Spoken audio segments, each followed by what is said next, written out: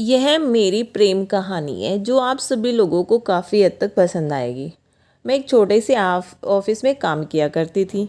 मैं अपने काम से खुश नहीं थी। मुझे रोज़ ऑफिस में एक जैसा काम करने में अच्छा नहीं लगता था। ऑफिस में कंप्यूटर पर काम करना होता था जिसके कारण मुझे सारा दिन बैठना होता था। लेकिन मुझे बचपन से ही ऐसे कामों को करना पसंद नहीं था। जो खेलते कूदते करना हो वो मुझे पसंद आते थे। मैं ऑफिस में पिछले 1 साल से काम कर रही थी। अब मुझे काम करने का मन नहीं करता था, पर पैसों के लिए मुझे काम करना पड़ता था। एक दिन मैं अपने ऑफिस में गई। मुझे बॉस ने एक नए लड़के से मिलवाया। वह लड़का नया था। उसे मेरे अंडर काम करने के लिए बोला गया था। बॉस ने मेरे साथ उस लड़के को भेज दिया। मुझे उस लड़के पर पता नहीं क्यों बहुत गुस्सा आ रहा था। फिर भी बॉस की बात तो मुझे माननी ही थी। मैंने उस लड़के का नाम पूछा। उसका नाम आकाश था। हम दोनों बगल में बैठकर काम करने लगे। पहले मैंने उसको काम करने के बारे में बताती थी, फिर वह खुद से काम करता था। उस लड़के का व्यवहार काफ़ी अच्छा था। मुझे वह कभी परेशान नहीं करता था। वह मेरी मदद ही करना चाहता था। कुछ समय बीत गया।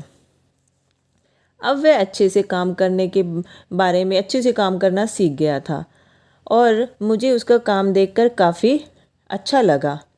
वह हर एक काम को बड़े मन से किया करता था। वह अपने काम से बहुत प्रेम किया करता था। उसके साथ रहते रहते मुझे भी अपने काम से प्रेम हो गया। अब हम दोनों काफ़ी खुलकर बातें किया करते थे। मुझे पता नहीं क्यों वह सबसे अच्छा और ख़ास लगने लगा।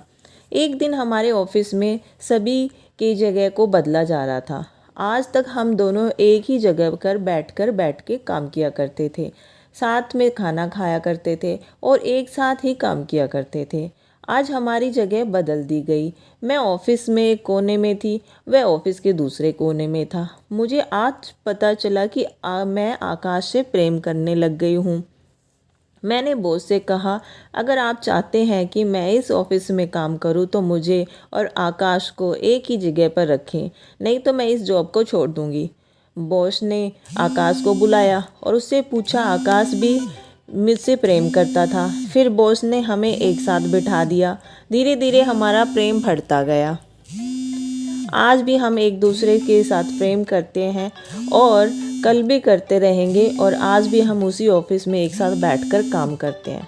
तो यह है मेरी प्रेम कहानी। आपको कैसी लगी कमेंट करके ज़रूर बताइए।